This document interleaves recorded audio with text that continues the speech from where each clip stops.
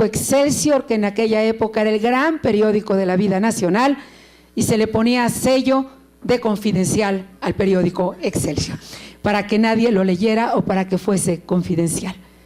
Es muy afortunado que ustedes ya no vivan nada de esto, y sin embargo todavía tenemos tentaciones autoritarias y tentaciones de coartar la libertad de expresión, como lo que recientemente vivimos en Veracruz, en donde tuvieron que ir a la cárcel un par de jóvenes por usar el Twitter y por hacer ejercicio de la libertad de expresión.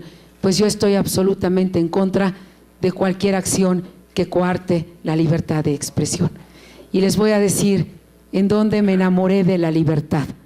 Estaba estudiando aquí economía en la Ibero.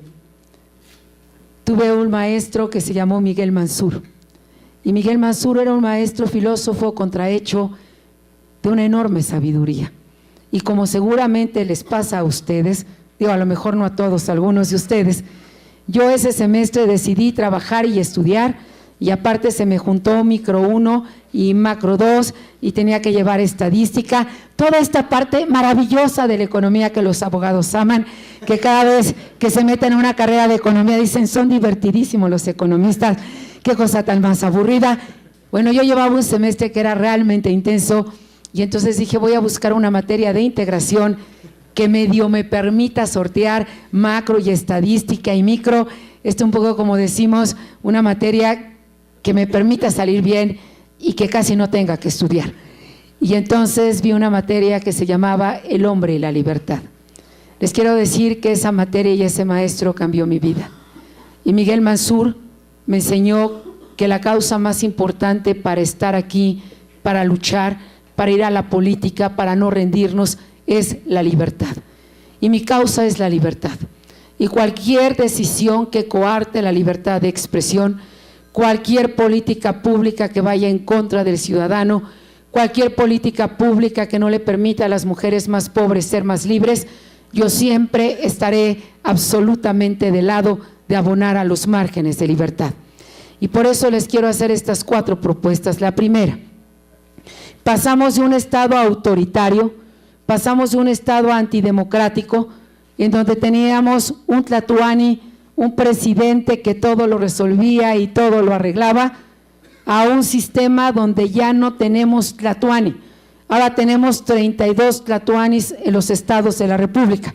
Ya no tenemos uno, ahora los tenemos dispersos en las entidades federativas, sin contrapesos, sin suficientes rendiciones de cuentas y con un sistema político, que es lo primero que quiero ir dejando aquí en este foro como inquietud y como debate, un sistema político mexicano que tiene que cambiar. El sistema político mexicano que hoy tenemos ya no responde ni a la democracia, ni a un México moderno, ni tampoco a los jóvenes y a los adultos y a las mujeres y a los niños del México de hoy. El sistema político mexicano que hoy tenemos sigue teniendo grandes rasgos de un sistema autoritario. Es un sistema político que tiene más incentivos para el desacuerdo que para el acuerdo. Yo que he estado en el Ejecutivo, yo que he estado en el Legislativo, les puedo decir que incluso cuando logramos un acuerdo político importante, la gente se pregunta ¿qué habrá negociado en lo oscurito? ¿Qué habrán hecho para ponerse de acuerdo? ¿Qué habrán dado a cambio para ponerse de acuerdo?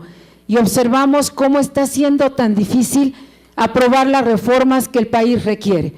Y no tenemos todavía aprobada la reforma laboral después de 40 años, no tenemos todavía aprobada una reforma política en donde yo lo quiero dejar muy claro en la Ibero. Si se aprueba una reforma política sin la reelección de legisladores y alcaldes, estamos aprobando una mediocre reforma política y no le estamos dando a ustedes el poder que requiere un ciudadano en un sistema democrático. Hasta hoy, los que trabajan y pagan impuestos, pagan los sueldos de los políticos, nada más que no tienen el poder de ir a las urnas y decidir qué político se queda y qué político se va. Por eso es que en la clase política hay tanta impunidad, porque no importa si se trabaja o no para el ciudadano, ese diputado, si está bien con el jefe del partido, es muy probable que sea senador, y si aparte es un senador obediente, es probable que sea candidato a gobernador, aunque no haya hecho nada bueno por su comunidad. Y si todavía es más obediente y disciplinado a las reglas de la burocracia de su partido y no a ustedes, los ciudadanos, es muy posible que sea gobernador y que ahora quiera ser candidato a la presidencia de la República. Y este es el sistema político que ha generado hartazgo en los ciudadanos.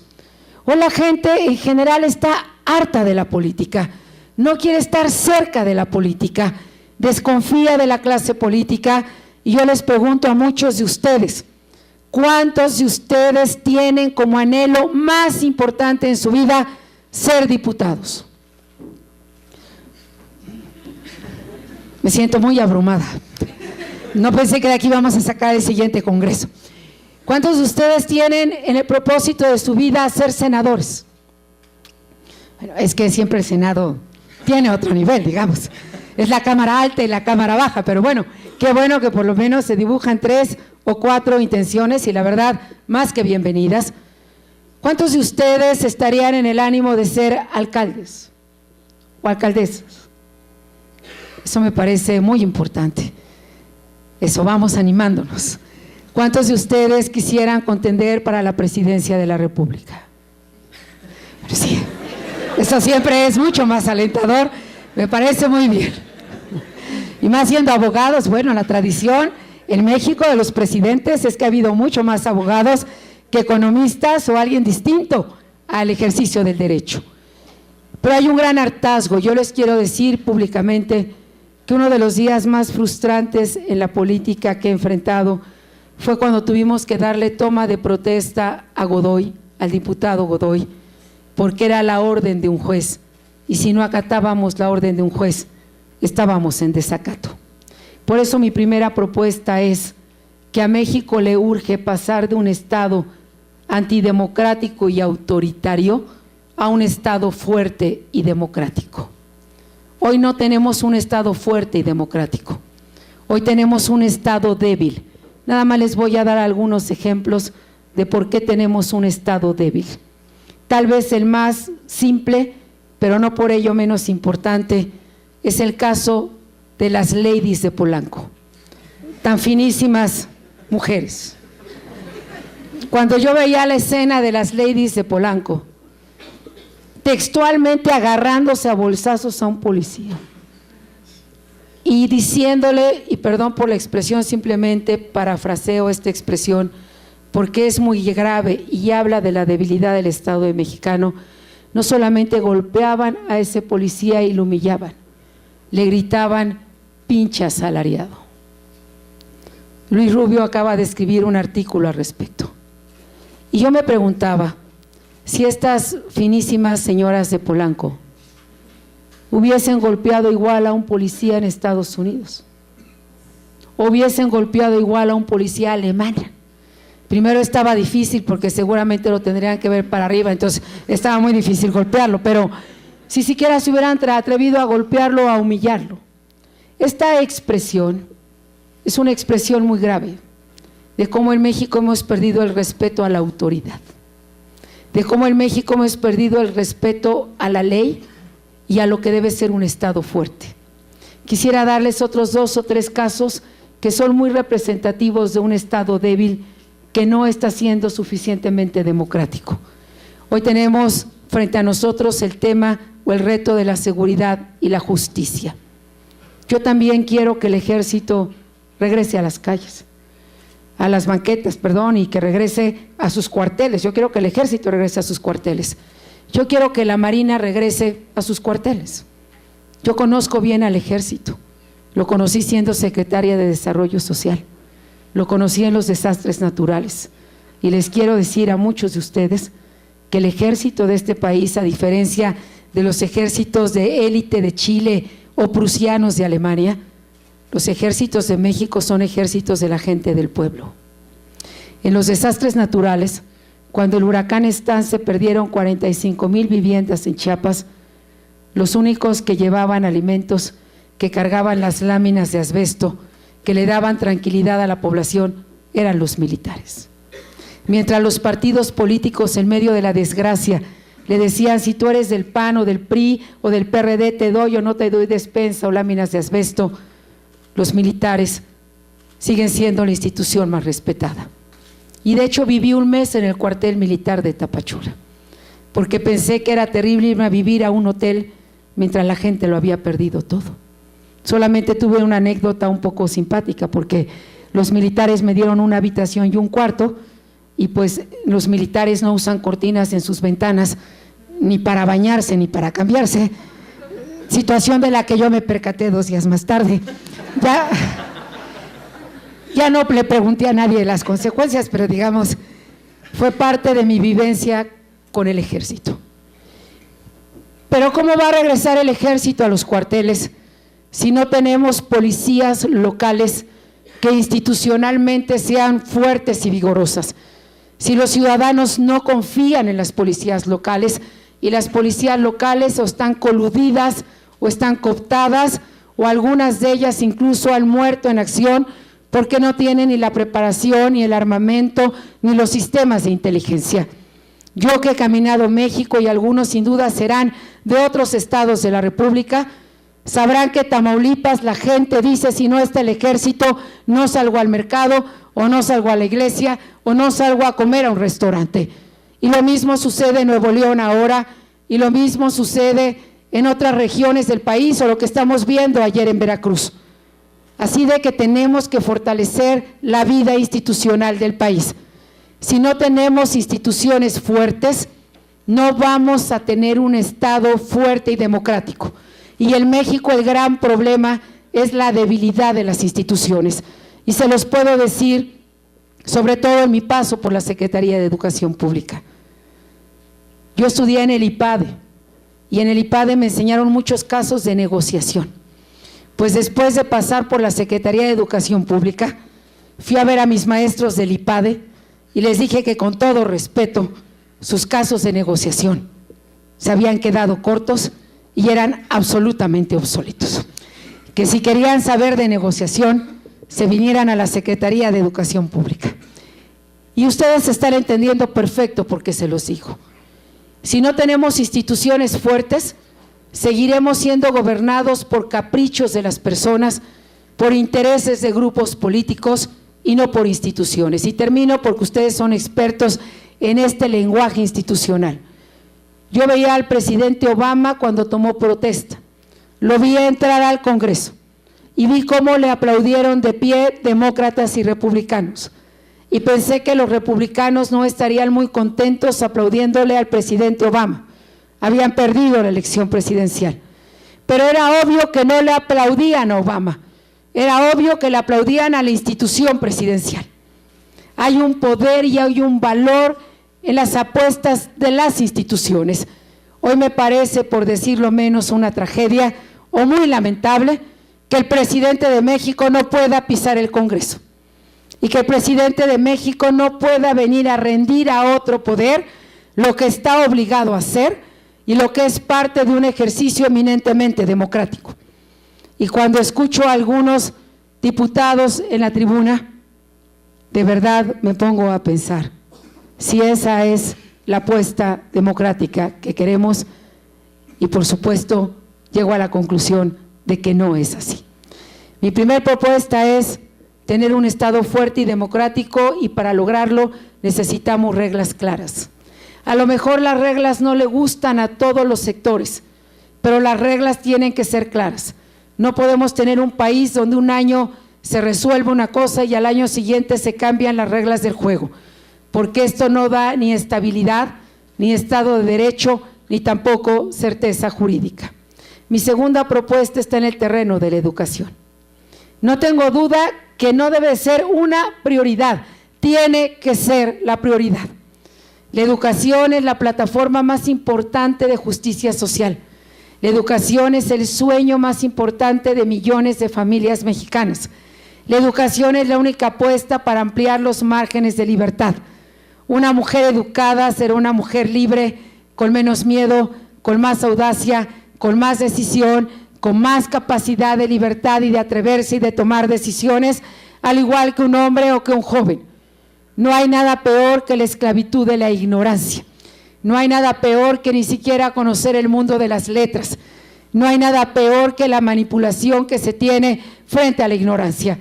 Yo que estuve en esta secretaría les puedo decir que hay salidas y que estamos obligados a hacer de la educación la apuesta más importante del país. Me decía el ministro de Educación de Corea del Sur, tenemos una enorme preocupación en Corea. Los jóvenes ya no quieren venir el domingo a la universidad, se están volviendo unos indisciplinados. Y yo le dije, y eso que no conoce al Mosh, porque digamos, si nos vamos a estos referentes, ahora sí que en Corea no sé qué estaría pasando. La angustia del ministro coreano es que no quieren ir los jóvenes el domingo a la universidad. Y Corea ha logrado ser el país asiático de mayor avance en educación dentro de los países de la OCDE. ¿Existen los milagros educativos? No. Existen los mejores sistemas educativos. Y una condición obligada es despolitizar la educación en México. Tenemos que darle a la política lo que es de la política y tenemos que devolverle a la educación lo que es de la educación. Y hoy tenemos en México miles de prófugos de matemáticas. Yo sé que todos ustedes están aquí porque desde niños su único sueño y pasión era estudiar Derecho. Pero hay alumnos que cuando llegan a hacer el examen de admisión, más que preguntarse ¿qué quiero estudiar?, se preguntan ¿cuál es la carrera que tiene menos matemáticas? Y a esa se inscriben. Y por eso tenemos un problema de pertinencia en México. En México tenemos muy pocos ingenieros y tenemos un exceso en 4 o 5 carreras. Entre ellas está mercadotecnia, está comunicación, algunas áreas de derecho, no todas necesariamente, algunas áreas de derecho, porque no tenemos un enfoque a la tecnología, al mundo digital, a la innovación, a la ciencia. Tenemos que resolver de mejor manera la educación. Es decir, sin esta apuesta, mucho de lo que hagamos seguirá siendo administrar la mediocridad. Mi tercera propuesta, qué bueno que la economía mexicana se abrió, qué bueno que el TLC se dio y que pudimos tener un México mucho más globalizado. Hoy para ustedes les resulta muy normal ver los Starbucks, ver las franquicias, ver los restaurantes de otros países. Hoy les resulta muy común a ustedes tener tecnología en cualquier parte del mundo, les resulta muy común las redes sociales y me parece maravilloso. En nuestra época, cuando yo vine a estudiar a la Ibero, no había una sola franquicia. Uno quería ir a un McDonald's y era parte del viaje y del desafío a Estados Unidos. Era una aventura entrar a un McDonald's. Era un descubrimiento entrar a un Starbucks. Encontrar un producto importado. Aquí hay una zona que a lo mejor muchos de ustedes ya ni saben que existe, pero aquí hay una zona llamada Tepito, donde todas las familias de buen ver, de clase media y clase media alta, medio se disfrazaban los domingos y ahí compraban sus aparatos electrónicos y sus televisiones a color, y ahí compraban sus controles remotos de la televisión. Pregunte hoy en la noche a sus hermanos mayores, a sus papás, ¿cuántas veces visitaron Tepito? Porque no había manera de hacerlo más que en el mercado ilegal o en el contrabando. Hoy vivimos un mundo diferente y yo creo que ese mundo diferente tiene que seguir, porque solamente hay 2 continentes que van a crecer económicamente hablando, América Latina y Asia.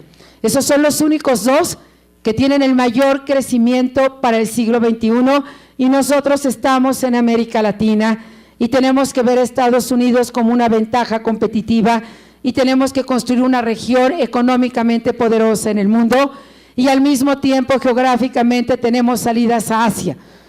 ¿Yo qué quiero hacer al llegar a la presidencia de la República? Yo lo que quiero hacer es fortalecer el mercado interno en México, hacer un poco lo que hizo Brasil. Me decía el principal asesor económico de Lula, el gran milagro de Brasil es que convertimos millones de brasileños en consumidores a través de un mejor empleo, a través de la industria nacional.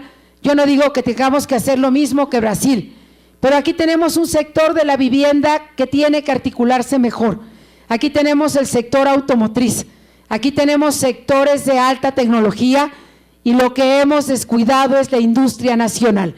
Yo no quiero que regresemos al proteccionismo de los años 50 o 60, donde hicimos monopolios, prebendas, privilegios, donde cerramos el mercado a la competencia, donde enriquecimos a muy pocos a costas de la pobreza de muchos. No, yo quiero un mercado fuerte hacia afuera, pero quiero mercados orgullosos de su industria nacional, donde podamos, como en Brasil o como en España, estar orgullosos de nuestras marcas y saber que generamos cadenas de producción. Me decía Felipe González, el expresidente de España, mira Josefina, cuando tú vas a Asia, tú le preguntas a un chino, a una gente de Singapur, a un japonés, oye, ¿mañana va a ser mejor o peor? Y los asiáticos te dicen, mañana va a ser mejor que hoy y pasado mañana va a ser mejor que mañana. Hay un ánimo asiático de esperanza y de prosperidad. Y cuando vas a Europa, bueno, y ahorita con lo de Grecia, y con las deudas de Francia y con toda la crisis que están teniendo, tú le preguntas a un europeo, ¿cómo crees que va a ser mañana? Peor que hoy. ¿Y cómo crees que va a ser pasado mañana? Peor que mañana y peor que yo. O sea, lo único que existe es un desánimo y la convicción de que mañana será peor que hoy. Pero me decía Felipe González algo importante, el único país de América Latina que tiene un ánimo asiático es Brasil.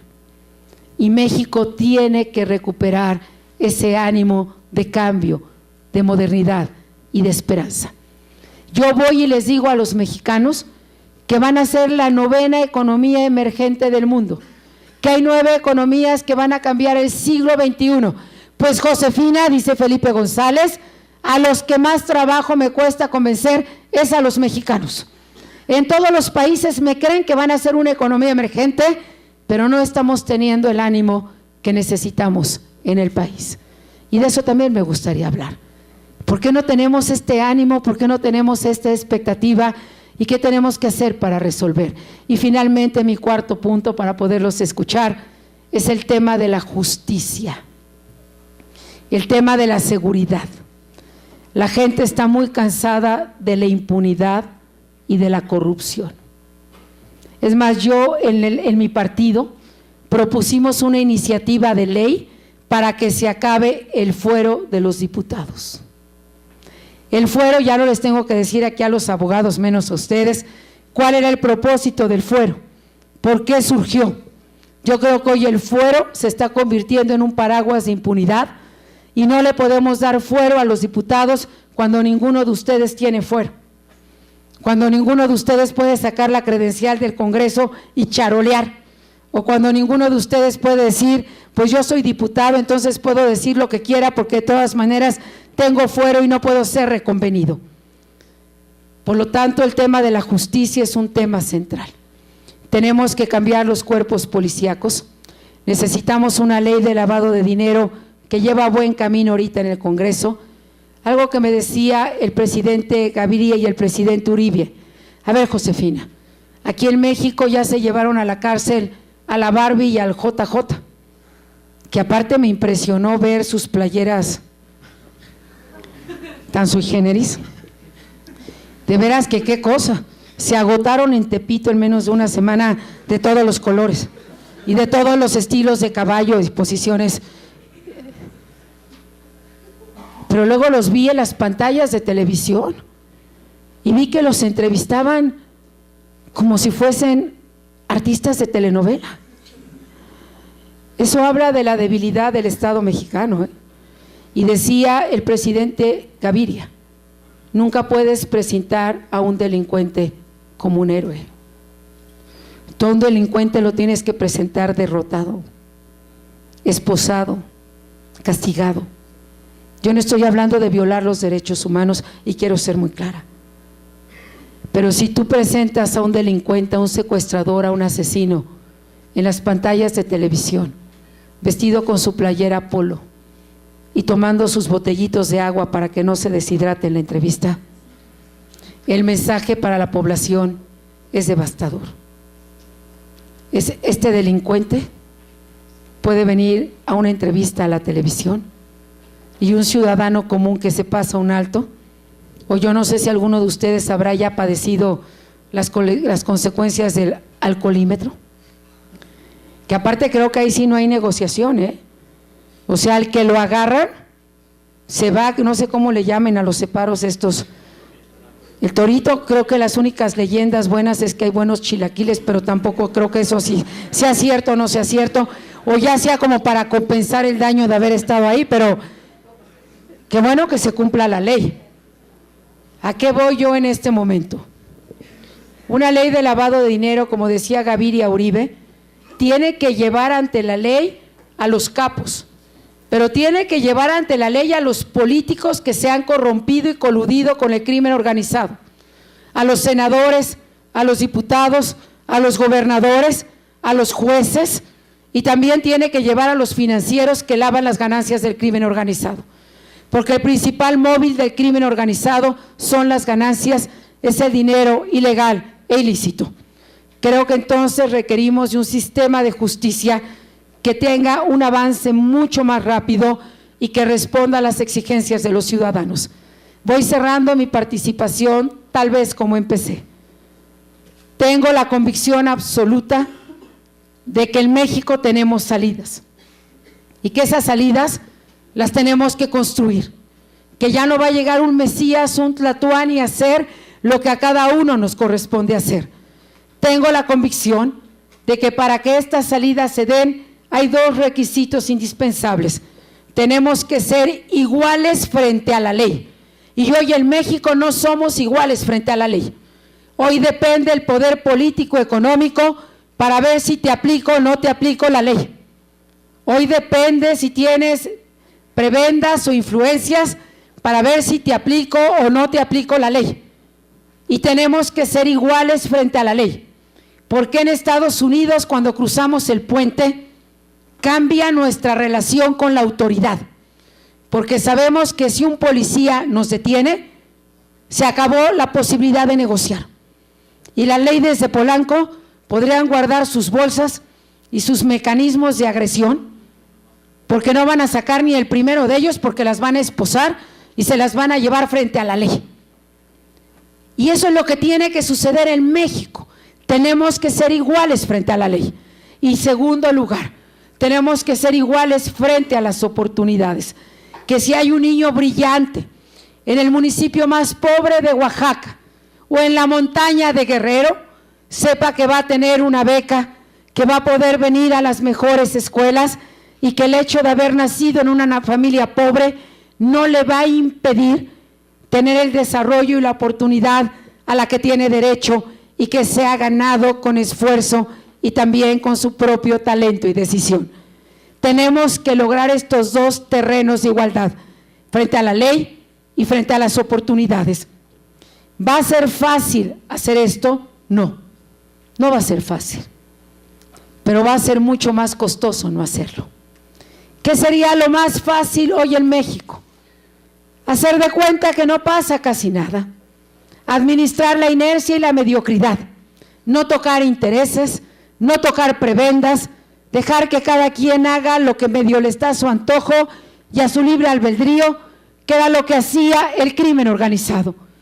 Vivía con gran libertad, transitaba por todo el país, empezó a decidir los jefes de policía que quería en las alcaldías, empezó sin duda alguna a financiar algunas campañas electorales, empezó a meter dinero para tomar decisiones en muchos sectores del país. Bueno, esto es lo que no puede seguir sucediendo. Y yo les digo con absoluta contundencia, frente a los criminales, frente a los asesinos, frente a los secuestradores, no puede haber tregua ni amnistía. Y ustedes que son abogados me darán la razón. No puede haber amnistía porque no son presos políticos.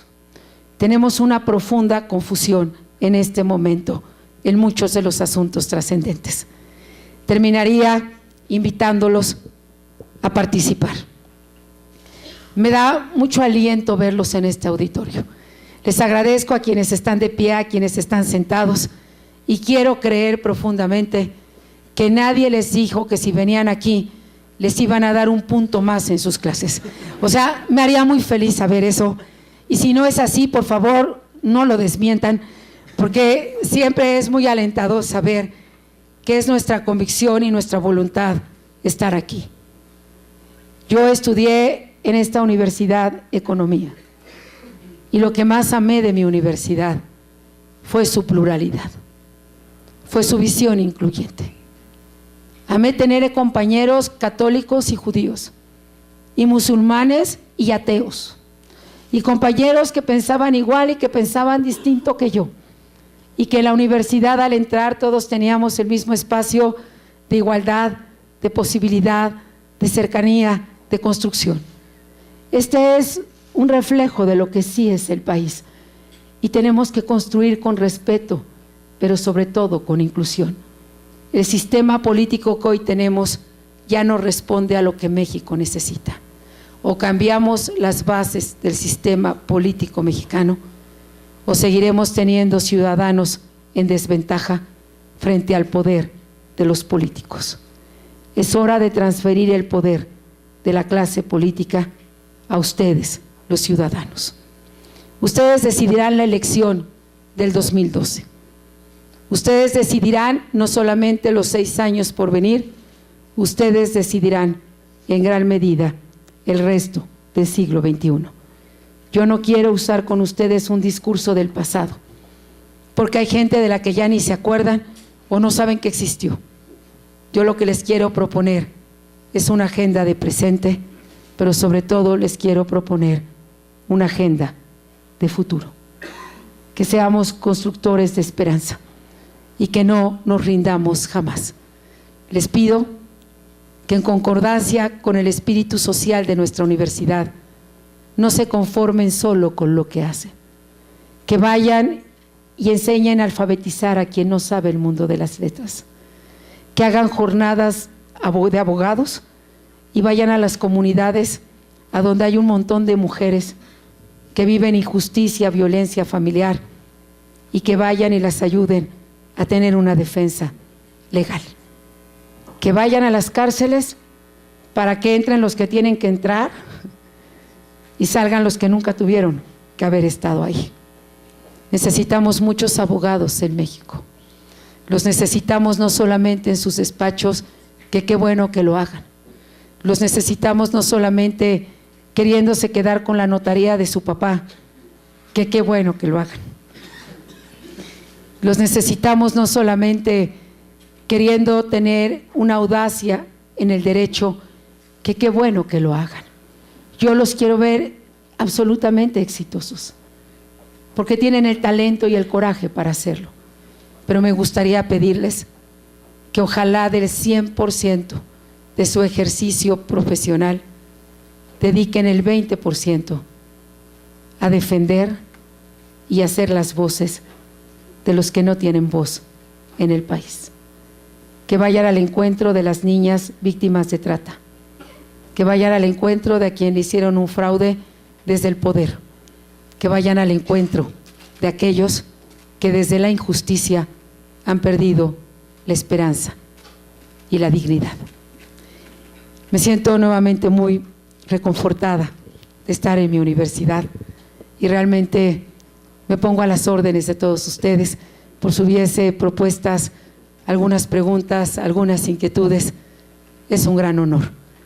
Y tan plural es la universidad que tuve un compañero que a ustedes ya no les tocaron esos tocadiscos que sí existieron, de esos discos negros, que uno ponía a velocidades diferentes. Ya hoy los venden en la Lagunilla como antigüedades, pero aquí sí los traíamos.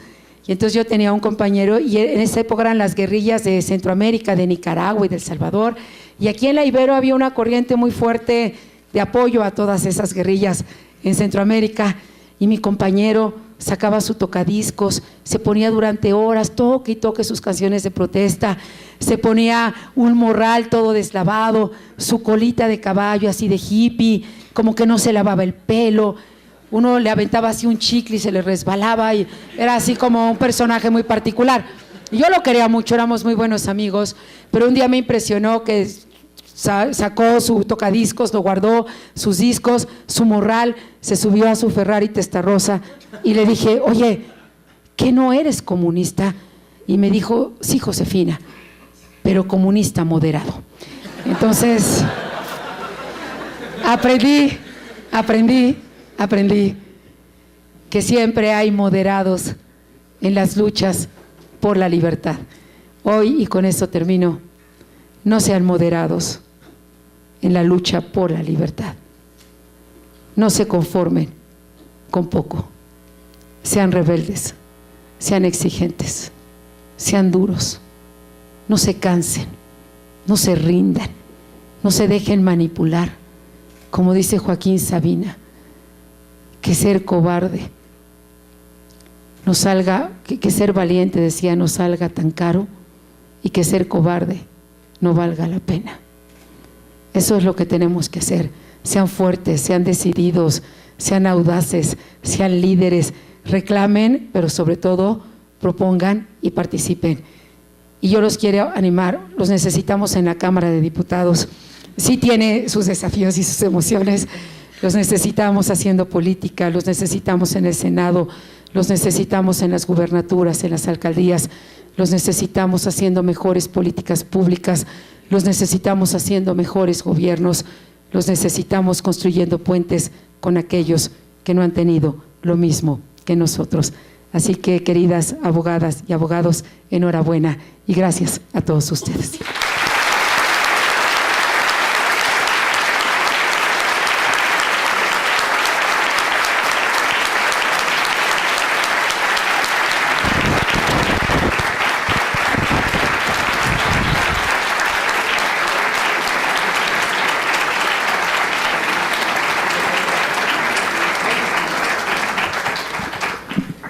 Bueno, muchas gracias, licenciada. Vamos a abrir ahora la sesión de preguntas y respuestas.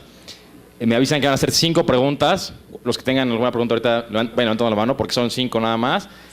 Así que, bueno, allá levantaron primero. Tu nombre, tu semestre, por favor. Vamos a ir con las 5 corridas. ¿Sale? Gracias. Soy Patricio Silva, de la carrera de Derecho. Estoy en tercer semestre. El IFE propuso un presupuesto para los partidos políticos hace unos días, del cual es 3.370 millones de pesos para el 2012.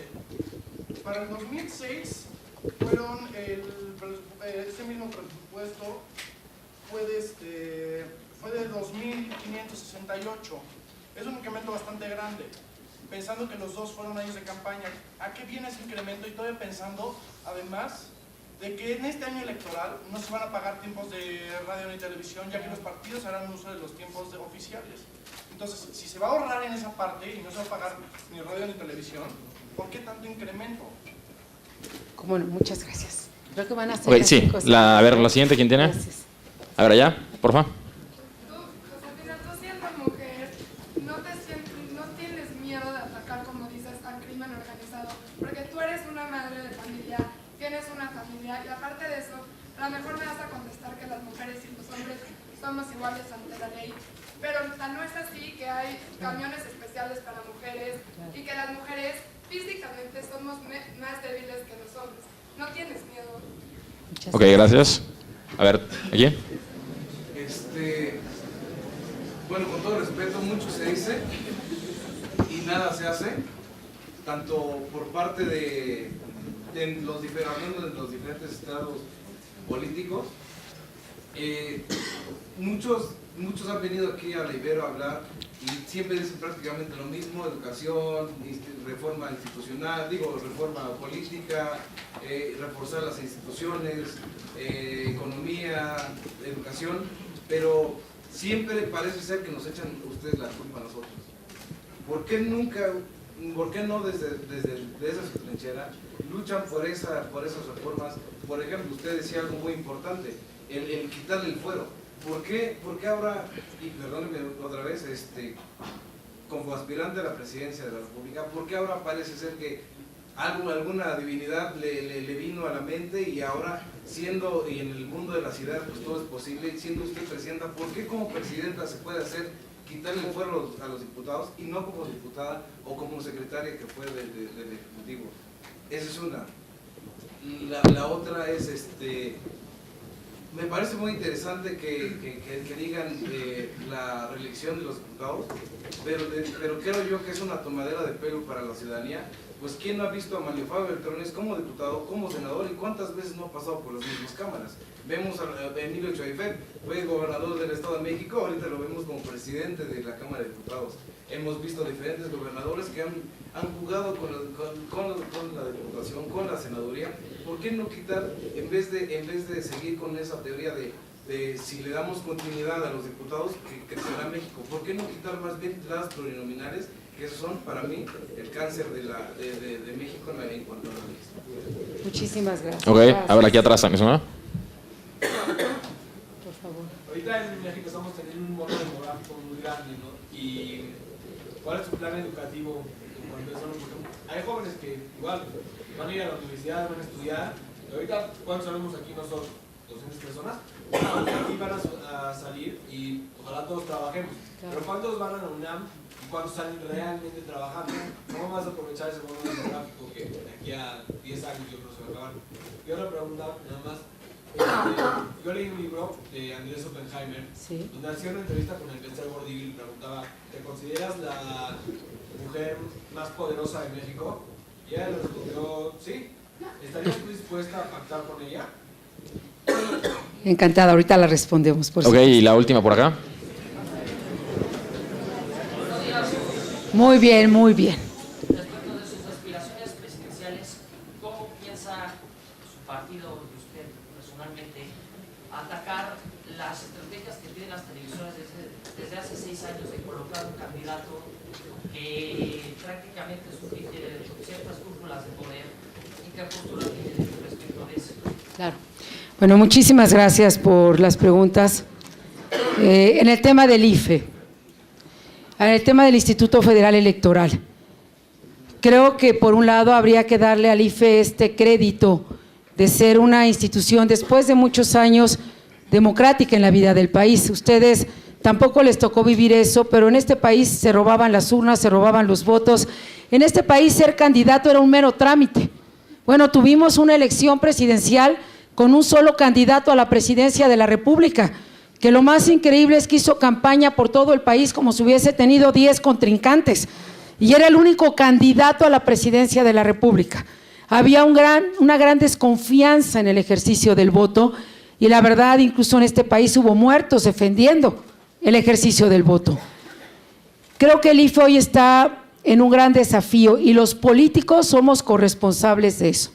Primero, es mejor que los partidos reciban dinero a través del IFE a que lo reciban a través de otras fuentes de financiamiento, que pueden ser no solamente altamente dudosas, sino pueden venir de fuentes de financiamiento ilícitas e ilegales, y que generarían la descomposición total ya de los sistemas o del sistema político mexicano. En segundo lugar, dicho esto, de que es importante que sea el IFE la fuente formal de financiamiento, yo estoy del lado de que hagamos un replanteamiento en las estructuras del IFE, y que realmente el IFE pueda probar el uso y la eficiencia de cada peso que está pidiendo. En México todavía el ejercicio del voto es muy caro en comparación a otros países, otras democracias del mundo. Y ya que hablamos del IFE, aunque no es una pregunta expresa, quiero decir que a mí me tocó parte de la negociación de los consejeros del IFE, y finalmente yo dejé la Cámara, mi responsabilidad, y no logramos ese acuerdo de los consejeros del IFE, no por falta de voluntad, no por irresponsabilidad, porque mi gran lucha como presidenta de la Junta de Coordinación es que no se volvieran a repartir los consejeros del IFE por cuota partidista. De veras que los partidos políticos le hemos hecho un enorme daño a las instituciones democráticas del país. El IFE en sus principios tuvo perfiles ciudadanos como el de José Woldenberg, por ejemplo, tuvo perfiles que daban certeza, nada más diciendo el nombre la gente sabía que era un consejero electoral imparcial, ciudadano, seguro. Y ahora se volvió un repartidero de cuotas de los partidos políticos. Y sí me opuse. Y me opuse un mes y me puse otro mes, y sigo creyendo que si le damos 3 consejeros al IFE como cuota partidista, vamos a debilitar al IFE, vamos a perder credibilidad en los ciudadanos y, por cierto, son 3 consejeros electorales que van a calificar 2 elecciones presidenciales. No es una decisión menor, pero creo que hay que replantear este presupuesto, hay que transparentarlo y hay que decir por qué se está pidiendo cada peso, para qué se está pidiendo. Y, por cierto, a mí apúntenme de lado, y yo soy parte de esas propuestas, de que hay que bajar el financiamiento a los partidos. Es una tragedia ver en cada campaña electoral la cantidad de papelería, la cantidad de productos que se reparten, todo el dispendio que se hace y que finalmente no siempre abona a lo que realmente es importante para los ciudadanos. Entonces, en el tema del IFE podría responder de esa manera. En cuanto a el crimen organizado, la verdad es que, primero, como mujer, las mujeres, aunque físicamente nos vemos en una condición diferente que los varones, yo no tengo ninguna duda de que somos por lo menos tan fuertes como los varones. Y tal vez la fuerza máxima que se expresa en la mujer es cuando una mujer damos a luz a un hijo y cuando ayudamos a que ese hijo, que es totalmente dependiente, se vaya volviendo independiente hasta llegar a ser una persona con su propia trayectoria, con su propia disyuntiva. ¿A qué tengo miedo? ¿A qué sí le tengo miedo y temor? A un país donde los ciudadanos ya no seamos libres, donde mis hijas ya no puedan salir en las noches porque me da miedo que no regresen nunca más, a donde los niños no puedan ir a los parques porque tienen que ir cuidados o simplemente no pueden ir, a donde no podamos transitar en las carreteras porque en cualquier carretera nos bajen y nos ponen un retén, que era un retén que no era realmente un retén, que era un retén de delincuentes y que ahí perdamos la vida. Me da temor que el crimen organizado empiece a adueñarse de territorios y que termine decidiendo qué gobernador quiere y qué alcalde quiere y cómo quiere que sucedan las cosas en el país. A eso sí le tengo no miedo, eso sí le tengo temor y a eso sí lo rechazo. La verdad, y se los digo de frente a todos los alumnos de la Ibero, yo hoy vengo aquí como alguien que estuve aquí en esta escuela y vengo de una familia honrada de la que estoy absolutamente orgullosa y no me he tomado un peso que no me ha pertenecido y no tengo negocios con nadie, ni nunca hice complicidades con nadie, ni en la Sedesol ni en la SEP, y vaya que era el presupuesto más grande del gobierno y preferir ser empleada de los ciudadanos que ser empleada de otras instancias, y se los puedo decir de frente, y por eso me siento muy libre, y voy a decir algo que a lo mejor ya suena extremo, pero también lo creo. Hoy me acompaña una de mis hijas que es egresada también de Derecho, y que acá entrenó, si no venía la semana de Derecho íbamos a tener gravísimos problemas, y me siento muy orgullosa porque ella me está acompañando ahorita en esta etapa de mi vida. Estamos caminando juntas México. Pues yo prefiero poner mi vida por delante y dar todo lo que tenemos, que no hay nada más valioso que la vida, a saber que en este país nos vamos a encontrar 35 cuerpos como ayer o no sé cuántos en Veracruz, en medio bulevar, o a saber que para entrar a dormir a nuestra casa necesitamos 1000 cerrojos, o a saber que las noches ya no nos pertenecen y que hemos perdido nuestra libertad. Yo creo que por la libertad vale la pena cualquier batalla, así de que, aparte las mujeres realmente cuando queremos algo, hasta que lo conseguimos. Y eso lo sabemos las mujeres y los hombres también. Hay de aquel de ustedes que una mujer aquí en la Ibero haya dicho, yo me voy a casar con él, se va a casar con él, ¿eh? O sea, no tengan la menor duda. No sé qué va a hacer, pero lo va a hacer. Y no estoy tan segura si uno de ustedes dice, yo me voy a casar con ella, les deseo mucha suerte. Les deseo que logren sus propósitos y que les vaya bien. Pero donde es al revés, ya no hay nada que hacer, más que hacerlo y hacerlo muy bien. Y creo también, y agradezco tu pregunta, porque necesitamos ser solidarios y estar más unidos en este asunto. A la pregunta de esta decepción que leo, ¿no? De este reclamo, decir, ¿por qué vienen a decir todo esto si no hacen nada? A mí sí me gustaría decir que hay cosas que sí se han hecho. Por ejemplo, cuando yo estuve en la Sedesol, quitamos el programa de la tortilla. Y lo comento porque era un gran reto. Resulta que había tortibonos que se subsidiaban y nos dimos cuenta que era un negocio de corrupción. Y los tortibonos terminaban alimentando a los cerdos en las granjas y a las vacas con el maíz y las tortillas que a las familias más pobres. Desmantelamos ese programa en 3 años.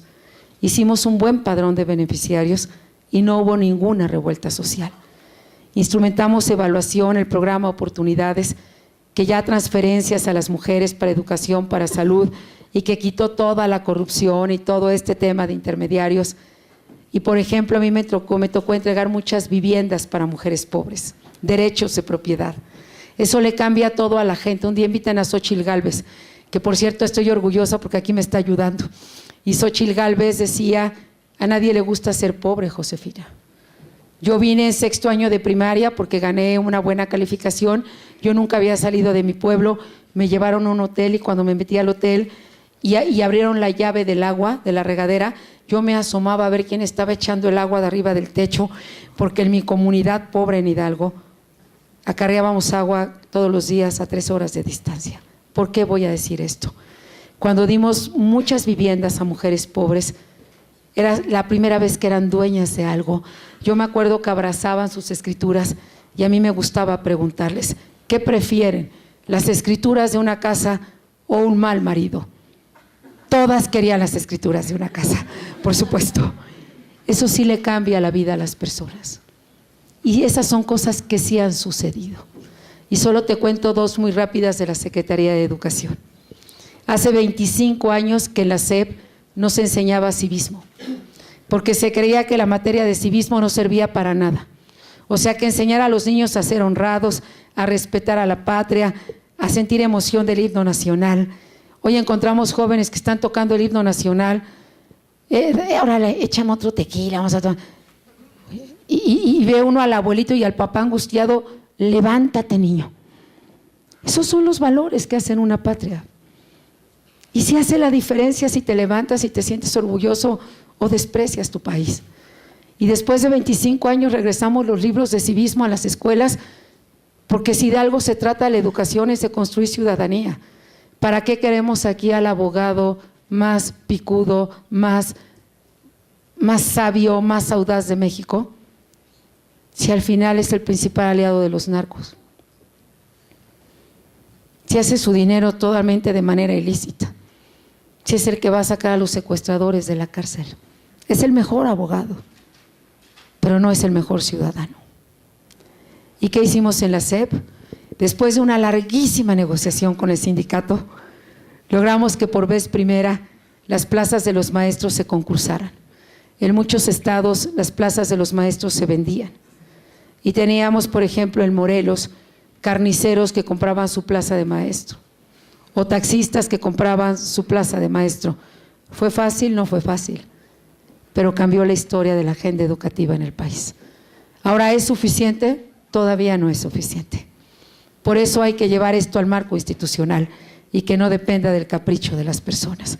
Pero te quiero dar un poco de aliento y decirte que sí se han hecho cosas y que en el tema del fuero fue parte de nuestras propuestas cuando estuvimos en el Congreso y que por eso es importante tener un poco más de diputados y no tan pocos para que podamos construir mayorías más fácilmente. Yo creo que ese es un tema fundamental, pero te diría que no perdamos la esperanza, que hay cosas que se han hecho bien, hay otras que no se han hecho y hay otras que se han hecho muy mal. Pero digamos, tampoco les quede como este sentimiento de que no se ha hecho nada o de que nada de esto ha valido la pena. Este país es diferente y es mejor que el que teníamos hace 10 o 20 años. Solamente en libertad de expresión.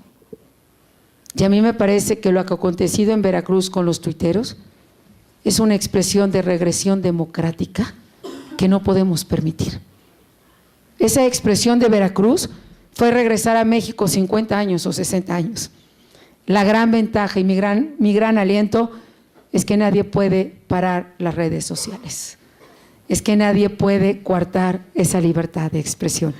Pero eso nosotros ni en sueños. Teníamos televisiones de bulbos, que ustedes ya ni las conocen, pero un día que se las prendan en la Ibero, tú prendías tu televisión de bulbos y te daba tiempo de irte a bañar y regresar y apenas la pantalla se terminaba de encender. Es decir, hay un mundo que ha sido mejor, pero que tiene que ser mucho mejor. Como sea, no dejes de tener este espíritu de exigencia y de reclamo que es tan importante. La reelección de los diputados. ¿Por qué es tan importante la reelección de los diputados? Porque justamente todos estos políticos que me dijeron regresan y regresan, la diferencia es sustantiva.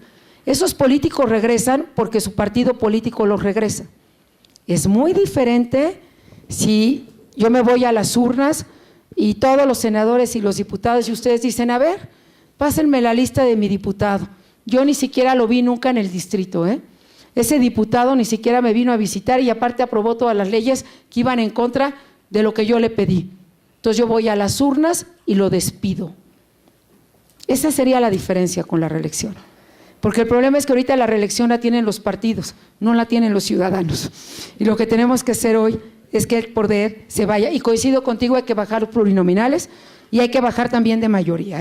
Tenemos que hacer un congreso mucho más pequeño.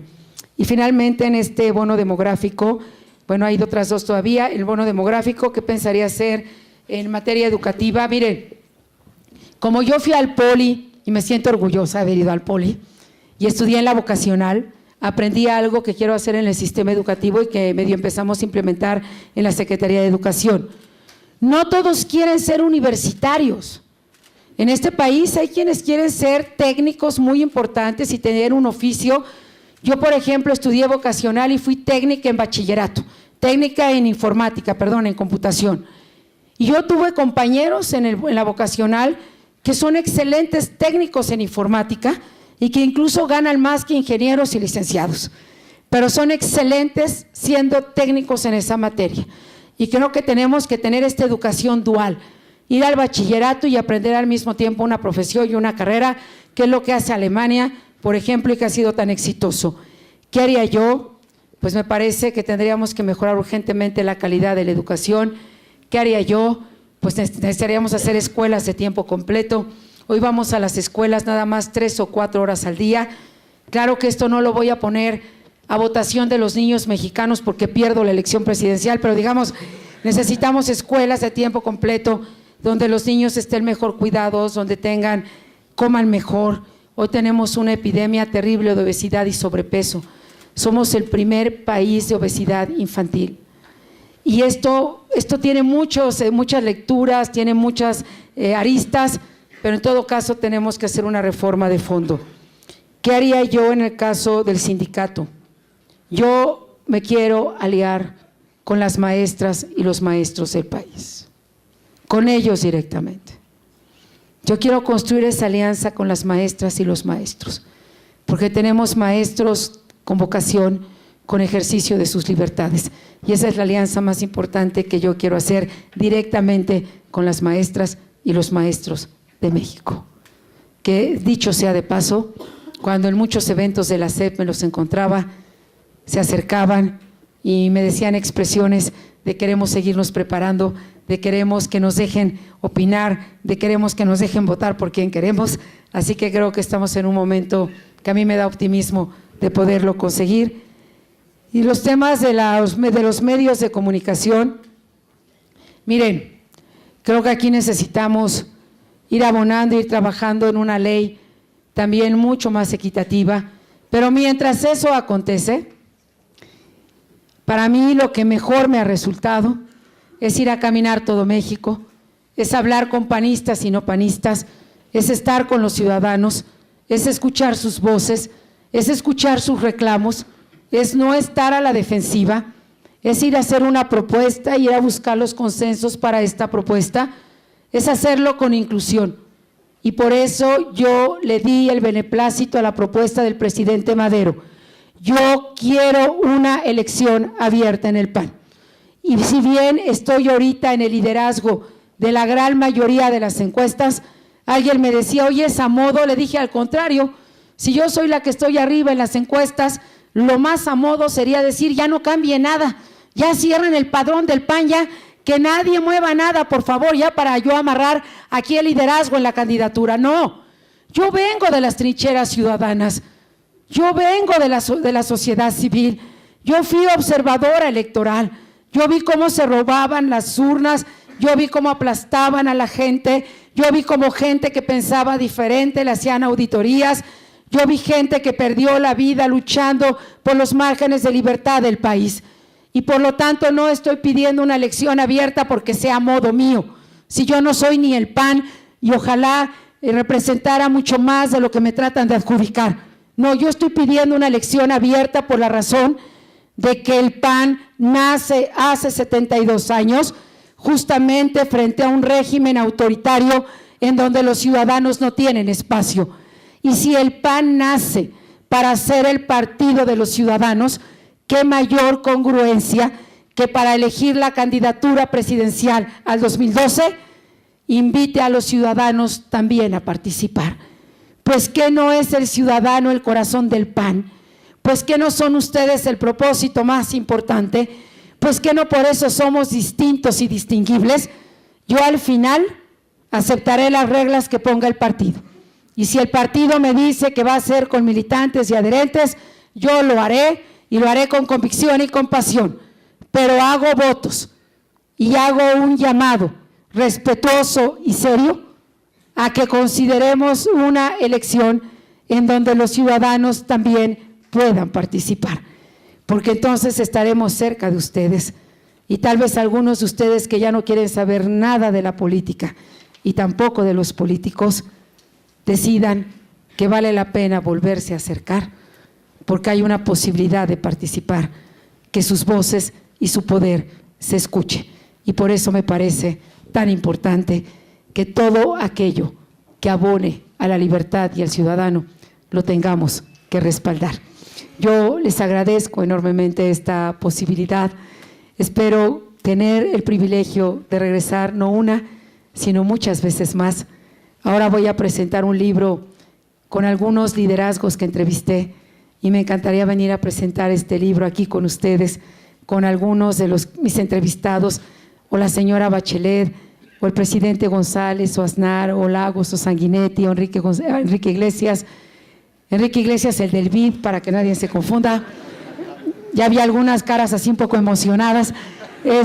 Emilio Butragueño también lo entrevisté, y me encantaría que lo viniéramos a compartir juntos.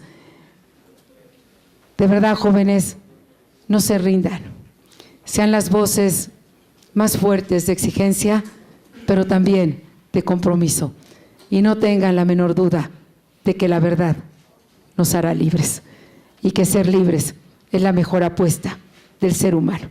Ese es el mayor de los propósitos, y esa debe ser sin duda la mayor de las felicidades. Enhorabuena en esta semana de Derecho. Y les pediría a quienes todavía quedaron con alguna pregunta, que agradezco la generosidad, me la pudieran hacer llegar. Yo me comprometo a contestarla a su email, a que podamos ahí seguir consultando. Ahí está mi email, las páginas de Facebook, por todas las propuestas que quieran enviar, el Twitter.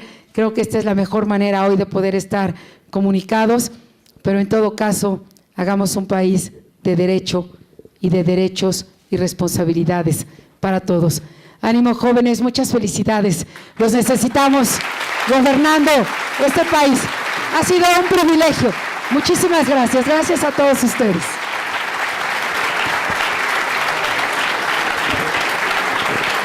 Bueno, el presidente de la Sociedad de Alumnos le entrega a nuestra invitada de honor del día de hoy un reconocimiento, y el Departamento de Derecho le quiere entregar un pequeñito regalo, agradeciendo su tiempo y entendiendo que para usted fue un gran sacrificio venir acá con nosotros, y se lo agradecemos entrañablemente. Muchas gracias.